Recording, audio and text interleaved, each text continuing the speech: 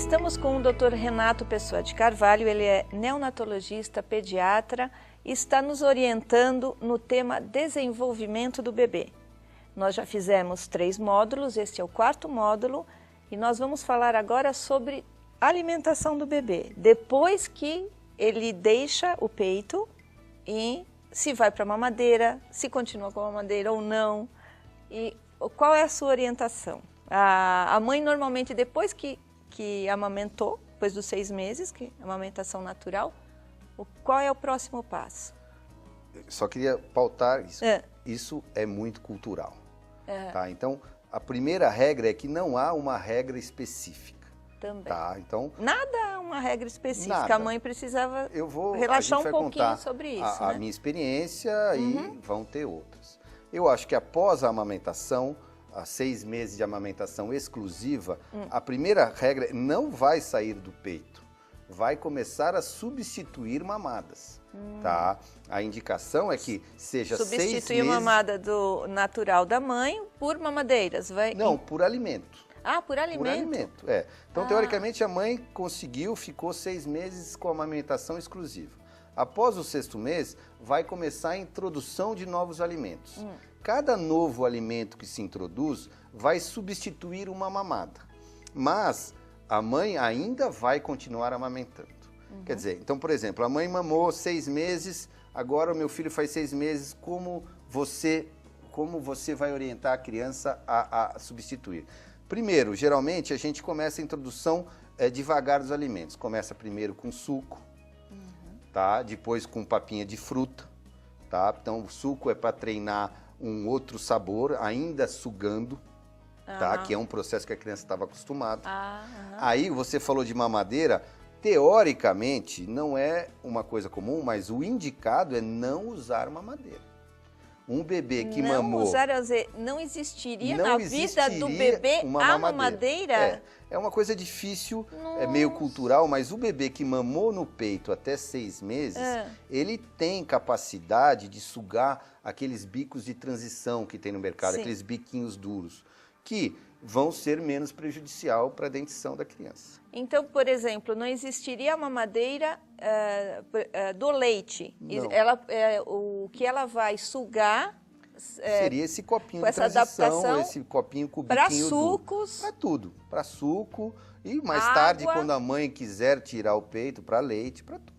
E quando a mãe, não, por exemplo, ela não conseguiu, você falou no começo, teoricamente, se a mãe amamentou 6 meses, se ela não consegue amamentar esses 6 meses, só 3, 2 meses, aí sim iria para a mamadeira com leite apropriado para leite de fórmula para recém-nascido. Para bebês no primeiro mês. Aí sim. A partir do 4º mês, alguns bebês já têm a capacidade para sugar um biquinho mais duro. Mas faz falta ainda o leite para ele? Faz falta o leite. Tá? Então ele vai ter leite, quer dizer, então, por exemplo, a mãe mama, geralmente vai num bebê de 6 meses, ele já tem um ritmo, ele vai mamar, só para exemplificar, a cada 3 horas. Então, para exemplificar, mamou 6 da manhã, 9, meio-dia, 3 da tarde, 6 e 9. A introdução dos alimentos vai ser substituir essa mamada. Então, sempre ao bebê, a primeira mamada é peito, é leite. Então, em vez da segunda mamada... A primeira mamada do dia é sempre leite. Tá, é leite. Pode ser o peito, se possível, senão a gente vai introduzir leite. Na segunda mamada, a gente introduziria o suco. Tá? O que seria a segunda mamada, então, é substituído... Em vez da segunda mamada, daria o suco. Com suco. Aí, observa... A mesma quantidade, assim, aí, depende do bebê também. Depende do bebê. Teoricamente, quanto o bebê quiser. Como naquela hora ele vai tomar só o suco, ele poderia tomar quanto quiser. O que acontece é que nos primeiros dias o bebê estranha, é óbvio, estranha o sabor e tudo. Então ele mama pouco. O que eu aconselho essa mãe é esperar um pouco, aguardar 1 hora, 1 hora e pouco para dar o peito para o bebê. O bebê precisa saber que aquela hora agora é de suco. Se ele não tomar o suco e logo em seguida a mãe dá o peito, ele nunca vai tomar suco. Sempre vai Querendo só tomar ou não, um golinho e... a criança precisa estar com um pouco de fome para aceitar novos alimentos. Senão ela vai procurar o status quo dela, o que dava prazer. E aí, progressivamente, a gente substitui a segunda mamada por suco, observa 1 a 2 semanas a aceitação, aí substitui a mamada da tarde por papinha de fruta, observa 1 a 2 semanas a aceitação, aí substitui a mamada da hora do almoço por uma papinha salgada, observa a aceitação e substitui a papinha da noite, a mamada da noite por uma papinha salgada. Então, quer dizer, depois dos 6 meses já pode introduzir sucos? Progressivamente, geralmente em 1, 2 meses, vai a gente adaptando a consegue sucos, Então, se a gente for pegar uma criança com frutas. 2 meses, ela está mamando no peito, tomando suco, almoçando, comendo fruta, jantando e uma mamando criança no peito. De quanto? 7, 8 meses ela vai conseguir chegar nesse limite. Tá? E isso vale, se a criança teve que sair do peito mais cedo, é mais interessante a gente introduzir outros alimentos. Mais cedo também? Mais cedo, tipo 4 meses. Tá. Tal. Se então, o bebê se a não conseguiu amamentar, aí tem que ir para o leite de fórmula. Pode-se continuar amamentando o bebê, mas se o bebê... Pode continuar. Nesse esquema, que é a minha opinião, ele pode mamar no peito de manhã e à noite, até... Aí existe, eu acho, até 1 ano, 1 ano e pouco, mas existe uma linha que preconiza quanto quiser. Tá? Eu não gosto muito de crianças amamentando muito mais tarde por um fator de dependência, um fator psicológico que ele fica muito. Mas existe linha, sim, e eu não vou dizer que está errado, que preconiza o aleitamento materno até quando a criança quiser. Quando é que a mãe percebe, o que eu já vi muitas mães, meu filho não come, meu filho não come. O que é não comer? Esse é talvez a queixa mais comum de um consultório de pediatria em crianças a partir de 2, 3 anos. Tá? É um fator cultural. Agora, o que é importante que a mãe saiba é que é normal de uma criança. A criança, a partir de 2 anos, vai ter uma série de pequenas restrições. Tá? Ela provavelmente já descobriu coisas gostosas. Hoje em dia, mais fáceis, gostosas mesmo, doces. Hoje em dia é incrível. Por que a criança gosta mais de doces do que de salgado geralmente? Porque a papila é um sabor mais forte. A papila da criança ela está mais acessível, mais percebendo mais esses sabores fortes. Então a criança gosta muito de sabores fortes, doce, salgado, adora batata frita e tempero, ketchup, quer dizer, resolve o problema da criança, batata frita com ketchup e um sorvete. E aí a mãe no desespero fala assim, não tem jeito, ela não comeu o dia inteiro. Aí eu sei que com batata frita e ketchup ela vai comer. Então vou dar isso para ela. É um erro. A mãe tem que insistir? A mãe tem que insistir com horários, é o que eu falo. Para uma criança que não come bem, eu cito 3 regras para a mãe. Primeiro, não brigue para ela comer. Não ameace, não suborne. Suborne? Suborno é coisa muito comum. Comer tem que ser um prazer. Comer não pode ser uma obrigação. E essa é uma relação, é uma dica que vai implicar numa relação da criança com o alimento para o resto da vida. As mães, os pais têm que perceber que você vai ter um poder sobre a alimentação da criança relativo. Quando essa criança tiver 18 anos, você não manda mais nada. Se essa criança pegou birra de comer, porque comer era uma obrigação, comer era bronca, ela não vai comer bem. Tá? Segundo, não troque. Qualquer ser procura prazer. Ela vai preferir um danoninho do que arroz, feijão, brócolis e carne.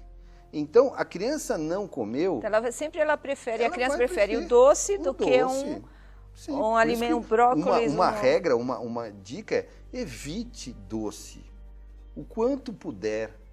É uma queixa comum no consultório, você vê criança de 5 meses, a mãe pergunta, quando eu posso dar um gelatina, um danoninho ou qualquer coisa? Não dê. Evite. Porque cedo ou tarde ela vai provar por ela mesma. Escola, mas enquanto você tiver esse poder, evite o máximo possível. Porque a criança... Você escuta essas coisas, ela sente vontade, ela não sente vontade. Ela nunca experimentou, não dá para sentir vontade. Então, mas quando a criança vê, por exemplo, eu já vi isso acontecer, o pai bebendo um refrigerante, ou a mãe bebendo um refrigerante, ela quer aquele que o pai está bebendo. Ela quer o que o pai está bebendo, mas ela não sabe o que o pai está bebendo. Se você falar que é suco de uva e pôr no copo, ela vai achar que é suco de uva. Porque senão a gente está perdido, senão o pai não pode tomar cerveja, não pode tomar nada, porque a criança vai querer. Então, refrigerante, por exemplo, que eu já vi colocar em mamadeira... Não deve, é um absurdo, é um crime. Não deve. Isso é besteira, isso é você querer comprar a criança. Ela não tem este paladar. Vai adquirir se você der. E aí, depois que ela adquiriu, depois que ela viu que é gostoso, vá tirar.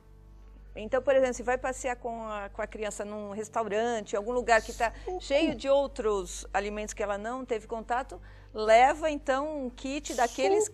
Suco. Você pode ter a comida do restaurante. Evitar então ao máximo... Evitar doce ao máximo. Mesmo que chore e faça birra. Mesmo que chore e faça birra, é birra. Eu vou dizer, é muito mais fácil você aguentar a birra por não dar algo que ele não conhece do que não dar quando ele conhecer. A gente tem que pautar, tem que pôr sempre, estamos vivendo uma epidemia de obesidade. A obesidade é uma doença que está ficando extremamente comum e é uma doença grave. As pessoas têm essa questão de que, não, isso não, meu filho nunca. Não adianta. Se ele começou com um hábito, mudar o hábito da criança é 1000 vezes mais difícil do que não introduzi-lo a esse hábito. Entendi. A segunda regra, só para eu acabar, não brigue, mas não troque. Então a criança não comeu, respeite, é um direito que você tem. Se não quer comer, não coma. Mas saiba que a próxima refeição nessa casa é às 3 da tarde, é uma fruta, e às 6 da tarde, jantar. Sim, mas se a criança tem 1 ano e pouco, ela não entende assim com tanto... Ela não entende a verbalização, mas ela entende a ação. Então ela saiu da mesa, que não quer comer porque não está com fome. Daqui a meia hora ela aponta para uma bolacha, é safada. Ponto, é safada. Aceite que seu filho é safado, isso faz bem para nós. Se ela é safada, ou é safada a ponto de não comer e estava com fome e não quis comer porque sabe que é bolacha, ou ela é safada porque só quer doce. Tá? Então é importante que a gente saiba que a criança que não come bem precisa ter horários, a gente precisa mostrar para ela, e não é falar com ela, é mostrar, olha, tá aqui a comida, não comeu?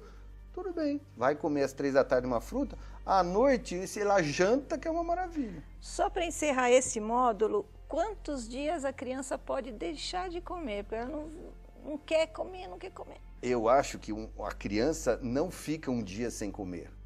Ela sempre come alguma coisa. É um erro. A queixa mais comum do consultório é meu filho não come. E a constatação mais comum é que ele ganhou peso. É a incongruência mais comum. Meu filho não come nada. Você pesa o garoto, ele engordou. Quer dizer, não come nada, não almoça e não janta.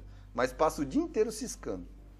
Então essa relação entre peso e tamanho, nós vamos falar no próximo módulo, que também...